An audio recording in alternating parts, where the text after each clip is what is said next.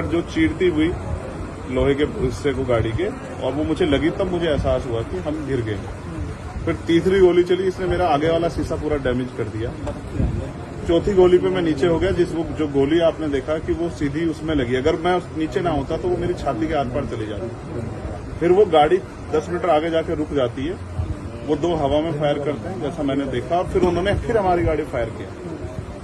वो गाड़ी के वो फायर जो है गाड़ी के नंबर प्लेट पे लगी। मेरा यह मानना है उनको ऐसा लगा होगा कि हमने जो काम करने आए थे वो कर दिया, अब ये मर गया। शायद जैसा पहले कई घटना में हो, फिर वो शायद सरेंडर करने के मूड में थे।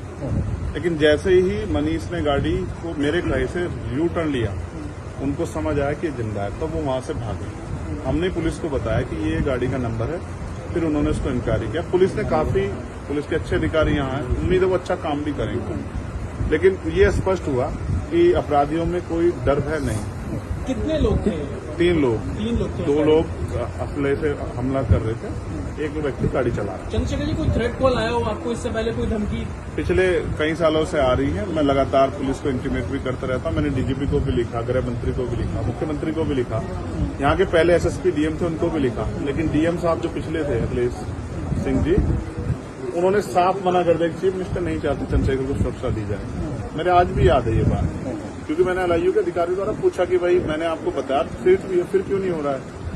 तो उन्होंने कहा भाई ये सरकार का मामला, सरकार चाहे तो दे सकती। तो मैं चाहता हूं मुख्यमंत्री इंतजार करें कब चंद्रशेखर मरे, उनका काम आसान है। लेकिन उनको ये नहीं पता कि गरीबों की, कमजोरों की, शोषितों की बात करने वाला चंद्रशेखर इतनी आसानी से उनकी रास्ते में से नहीं है। अच्छा, अतीक अशरफ का जैसा हुआ वैसे ही कुछ होने वाला था, ऐसा आपको लगता है? अब आप इसका आकलन खुद करें कि क्या हुआ और क्या हो सकता है। आपके पास लाइसेंस? एक और बात, मुझे ऐसा लगता है कल की घटना के बाद, इतने बड़े उसके बाद भी अगर मैं सुरक्षित हूं तो हमारे संतों गुरुओं महापुरुषों का आशीर्वाद, हमारी करोड़ों बहनों माताओं का आशीर्वाद, बुजुर्गों का मेरे पास है।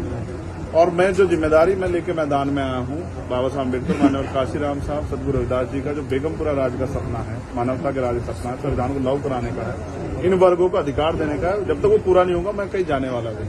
मीरकपुर में छोड़कर अपराधी भाग जाते हैं, तो उसको कुछ और बता रहे, कुछ तो कहानी कुछ और नया मोड़ देने की कोशिश हो सकता है वो चाहते थे जो गुजरों और दलित समाज में एकता बनी है वो एकता टूट जाए। ये होगा ही नहीं कभी, ठीक है, ये नहीं हो सकता। अमेठी पंचायत आप लोग कर रहे हैं अपनी मांगों को लेकर। हमारी लीडरशिप ने ये निर्णय लिया है कि जब 24 घंटे में गिरफ्तारी नहीं हुई तो हमें अपने लोगों को भी जवाब देना है। तो इसलिए शायद उन्होंने 3 तारीख का समय रखा है, मैं उसका हिस्सा बनूंगा। अमेठी के अंदर एक फेसबुक वायरल हुई है पोस्ट, जिसमें आपको मारने की वो की गई है, क्या सही है? उसके अलावा ठीक है, देखिए लोकतंत्र है, उनके अधिकार है, मारे या छोड़े। मैंने कहा ना, मैं पहला थोड़ा ही हूं जो मारा जा रहा हूं या जिसको मारने का प्रयास किया। मुझसे पहले बहुत मरे हैं, लेकिन उनको कोई जान नहीं रहा था। मुझे लोग जानते हैं तो मेरी बात आगे बढ़ती, लेकिन मैं अपने लोगों को मरने नहीं दूंगा। ये भी मैं उनको संदेश देना चाहूंगा। उन्होंने पोस्ट किया है अमेठी क्षेत्रीय महासभा से कि इस बार तो बचिए, अगली बार नहीं बचे। देखो, मैं गोली से डरता नहीं, मैं गोली से, बंदूकों से नहीं डरता हूँ। मैं संवैधानिक रास्ते से चलता हूँ, संविधान को मानता हूँ। गोली चलाने वालों को भी कहना चाहता हूँ कुदरत उनको सद्बुद्धि दे, गलत जगह पंगा ले रहे हैं। मैं झगड़ा नहीं चाहता, मैं अपने लोगों को भी कह रहा हूँ कल से शांति बना रखो और संविधान के रास्ते चलो। वो हमें डिस्टर्ब करना चाहते हैं कि जो हम राजनीतिक ताकत हमारी बन रही है कमजोर हो जाए, हम दूसरी दिशा चले जाएं। लेकिन ये भी एक अटूट सत्य है कि हम संविधान के जरिए जवाब देना जानते हैं। और किसी को गलतफहमी हो तो वो गलतफहमी सुधारने का समय, वो क्यों कर रहे थे, वो पाला किसने? मुझे ही तो मारना है ना। वो बता दे मैं चला जाऊंगा मरने में, अगर मेरे लोगों के साथ तो खेलना खेलें, मैं तैयार हूं। अगर मेरे मरने से हमारा आंदोलन आगे बढ़ता, हमारे लोग खड़े हो, तो मुझे कोई दिक्कत नहीं है। लेकिन उनको ये समझना चाहिए कि ये आज लोकतंत्र है। गोली की भाषा से एक चंद्रशेखर मरेगा तो क्या हो जाएगा, हजारों चंद्रशेखर पैदा हो जाएंगे। ये समाज, बहुजन समाज तो उपजाऊ समाज है। एक मरेगा, 1000 पैदा हो, कितने चंद्रशेखर मारोगे? मारो। गोलियों में सत्ता का संरक्षण आपको है, मुख्यमंत्री आपका अपना है, खूब चंद्रशेखर को मारो।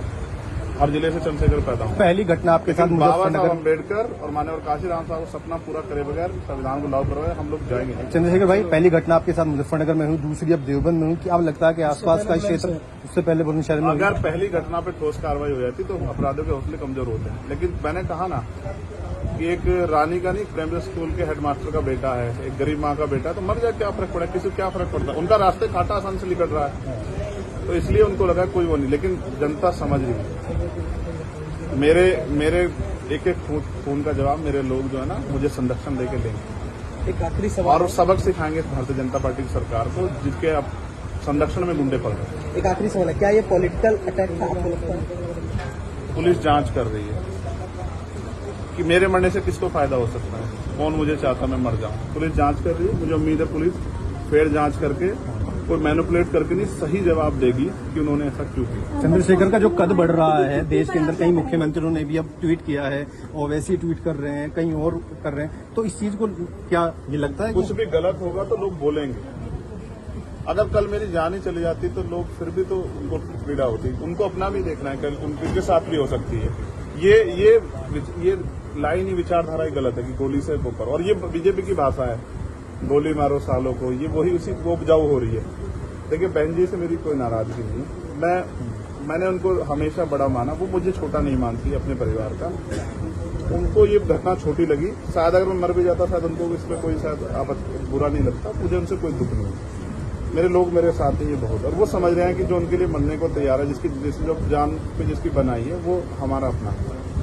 मेरे लोग मेरे साथ खड़े होंगे, मैं इस लड़ाई को लड़ता हूं। लगभग सभी दलों के लोग आपसे मिलने आए हैं, कैसा देखते हैं, क्या नहीं, मैं उनका धन्यवाद भाजपा के भी विधायक आए मैं हैं। कह रहा हूँ बस सबका धन्यवाद करता हूँ, मगर ये है मैं ये प्रयास करूंगा कि भविष्य में ऐसा किसी के साथ ना, इसलिए लॉ एंड ऑर्डर की कानून व्यवस्था अच्छी होनी चाहिए, मुख्यमंत्री उस पर ध्यान देना चाहिए। बात चंद्रशेखर की नहीं है, बात इस प्रदेश में हो रही हजारों बहनों के साथ जो असमतें लुट रही है हर महीने, रेप हत्या हो रही है, लोगों की जान जा रही है, सब उन पर वो करता है।